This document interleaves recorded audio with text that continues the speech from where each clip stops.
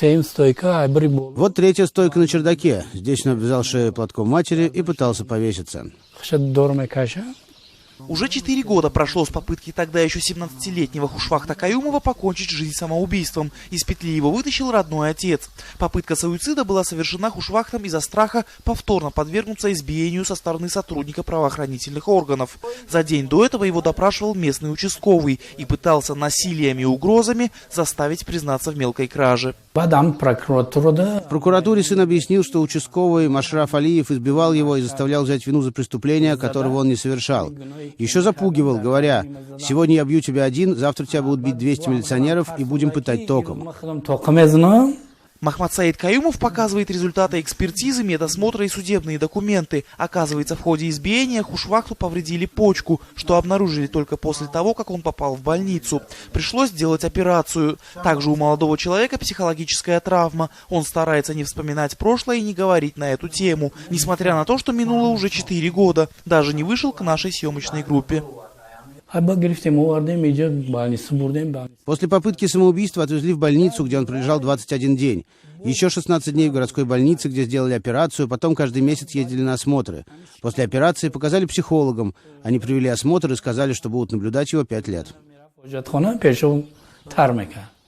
Участковый, избивший Хушвахта, был приговорен к 7 годам лишения свободы, но был амнистирован на 3-й год. Иск против МВД с требованием возмещения морального ущерба на сумму в $38 тысяч в национальной валюте удовлетворен частично. Суд постановил выплатить Хушвахту около 2000. Но мы не согласны с данной суммой, так как в действительности эта сумма компенсации морального ущерба, она является несправедливой и недостаточной тому, что перенес и что пережил Хушвахт, будучи еще несовершеннолетним в то время. И вот эта вот реабилитация, вот этот вот как бы